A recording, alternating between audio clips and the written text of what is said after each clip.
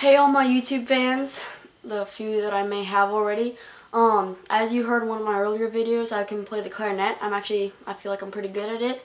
But today I'm going to teach you how to play the Altissimo C sharp or the Altissimo D.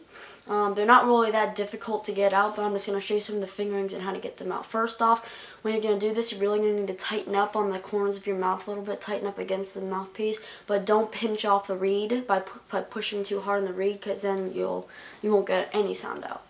So for all of these, you need to start off with thumb and register, which is C, just like this, thumb and register.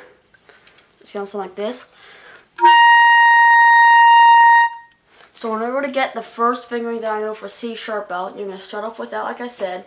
And over here on the side are these four little keys right here.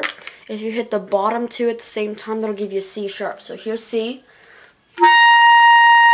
and C sharp. That's the first fingering that I know how to do C sharp.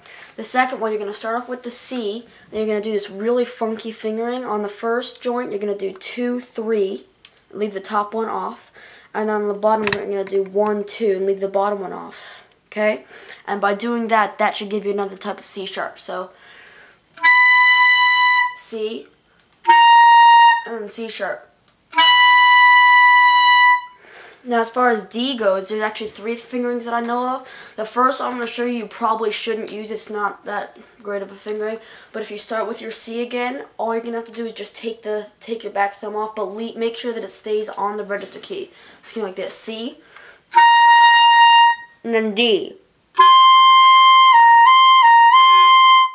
Okay, it's probably not a good way that you're supposed to do that. I'm not sure.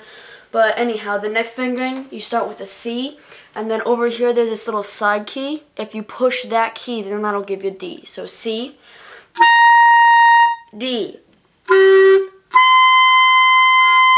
Okay, so as you saw, I didn't get that out the first time. If that happens, then what you need to do is move your jaw a little bit forward, like move your chin a little bit forward on the reed. Not a whole lot, just a little bit though. That'll help get the Altissimo notes out. So,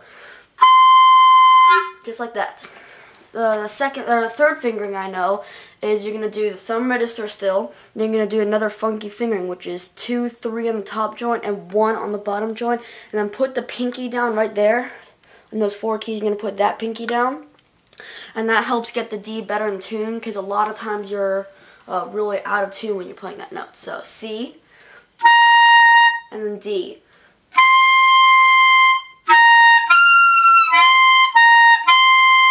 So I also squeaked then. That's because I was pinching down on the reed too hard. So you really just kind of relax as far as you're pinching, relax it. But right here you need to tighten it up a little bit and move the jaw just a little bit forward, or else you'll get that squeak too. So that's all you have to do. Just practice, work at it, and eventually it'll come naturally.